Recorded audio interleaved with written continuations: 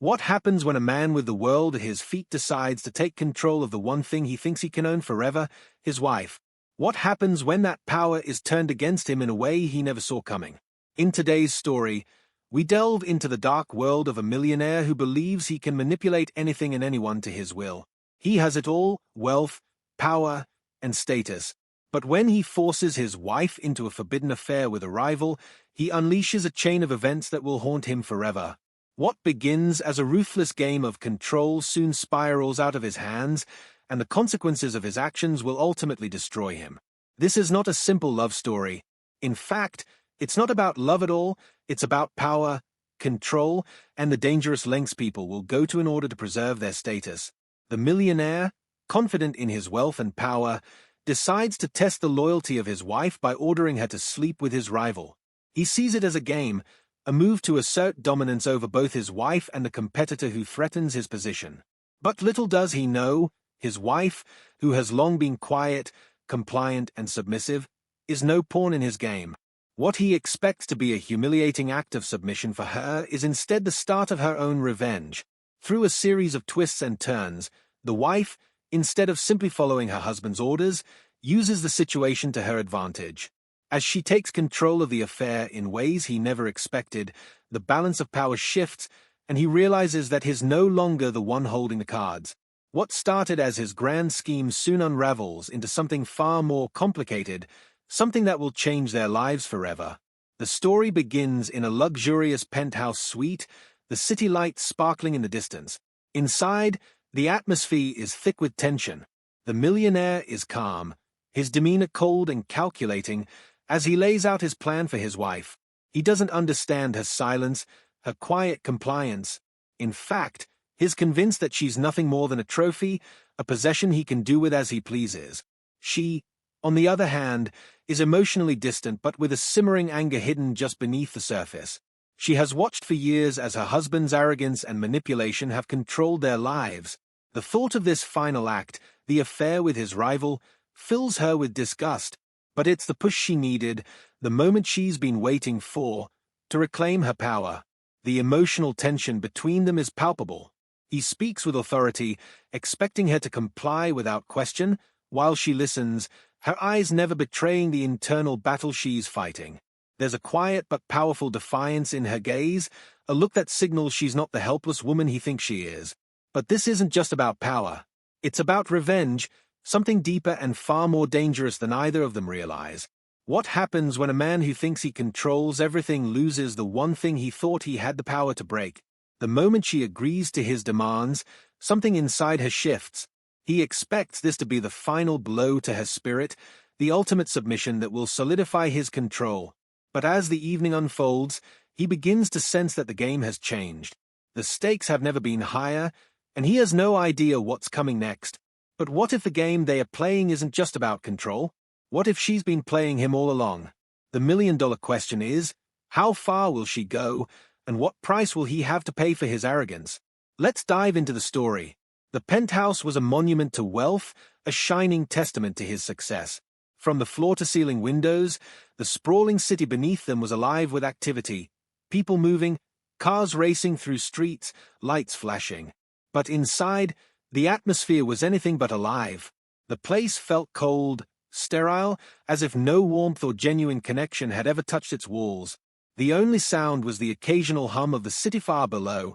It was as if the penthouse existed in a vacuum, separated from the world but still tethered to it by the fragility of its own isolation.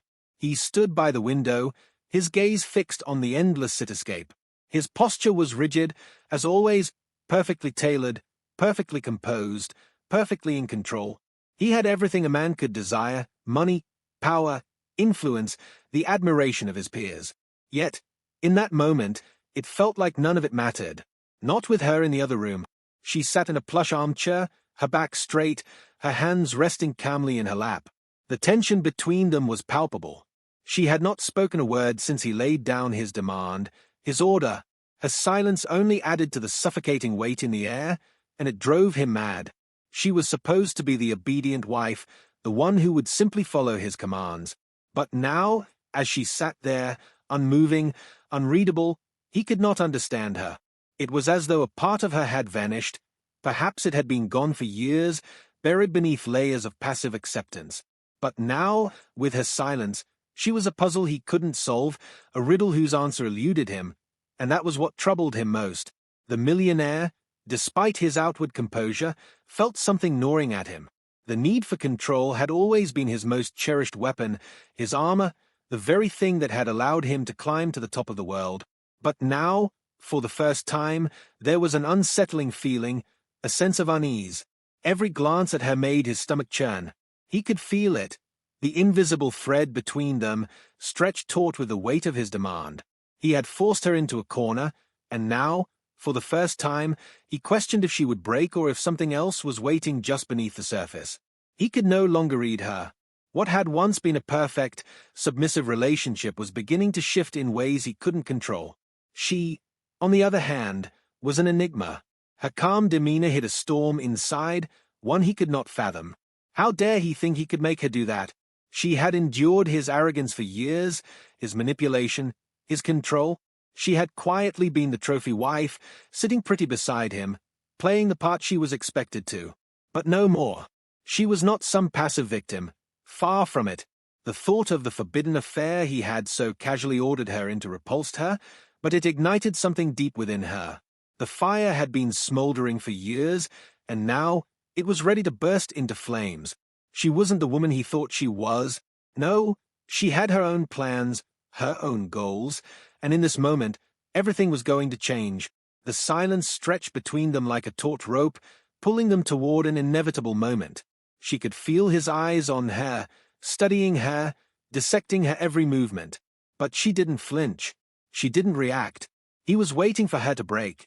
Finally, the tension reached its breaking point. He spoke, his voice cutting through the quiet like a blade, raw with frustration. "Why are you doing this to me? Why won't you just obey?" The words hung in the air for a moment before he turned around to face her. There was a flicker of something in his eyes, anger, fear, confusion, but it quickly faded into that usual mask of control. But she saw it. She saw the cracks in his armor. She met his gaze steadily. Her voice was calm, but it carried a weight he had never heard before. "What do you want me to say?" she asked softly. There was no fear in her tone, no submission. Her words, simple as they were, had the power to shake him. For the first time in years, he felt something stir within him, a fear he couldn't quite explain. His brow furrowed as he tried to keep his composure. "This is how it has to be," he said, his voice firm, almost pleading. "You'll do this for me. You'll do it for us." There was a moment of stillness as the reality of what he had said hung in the air. He had told her to sleep with his rival, a cruel, calculated move to humiliate both his wife and his competitor. To assert his dominance. The tension in the room was suffocating, but still, she said nothing. Finally, she stood up, her movement slow and deliberate. "You think I'll just do this because you say so? Because you've been in control for all these years? You've mistaken me for someone I'm not," she said, her voice barely above a whisper, but with an edge to it. He took a step toward her, but she didn't flinch. Instead, she locked eyes with him, her gaze unyielding.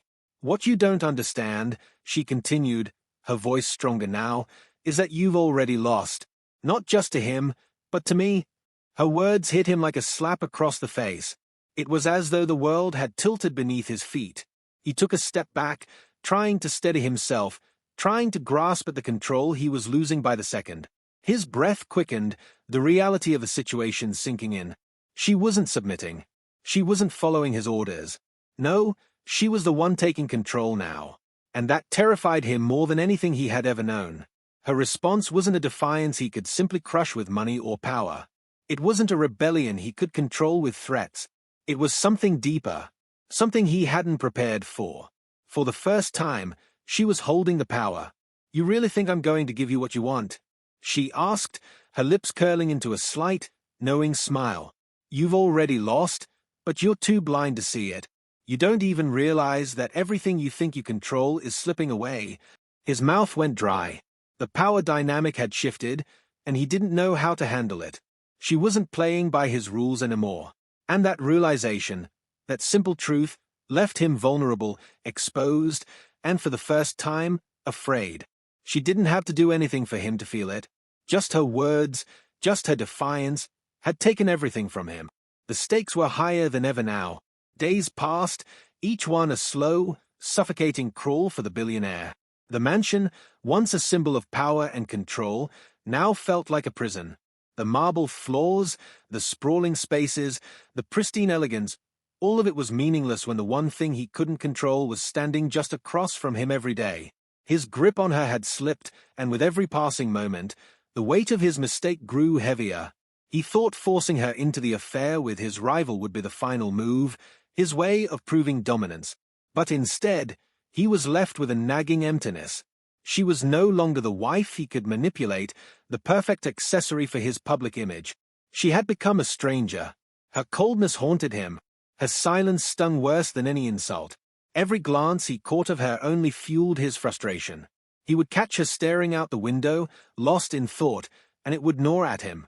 What was she planning? What was she thinking? Was she already plotting her escape? Or worse, was she already playing him? He couldn't focus on his work.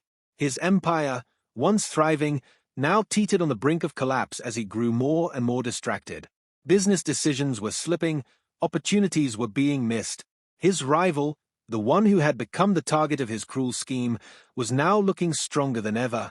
His own team was beginning to doubt his leadership. But it was her. Her lack of fear, her refusal to bend under his control, was driving him to the edge. She wasn't cowering. She wasn't crying, begging him for mercy. No, she had become an immovable force, and the more he tried to push, the harder he fell. Her indifference only deepened his unease. He had never had to deal with someone who refused to break, and it was unraveling him, slowly, painfully. One evening, after an especially tense dinner where they barely exchanged a word, the silence between them became too much for him to bear. He had never felt so small in his own home. He couldn't stand the distance, the space she had created between them. It was suffocating.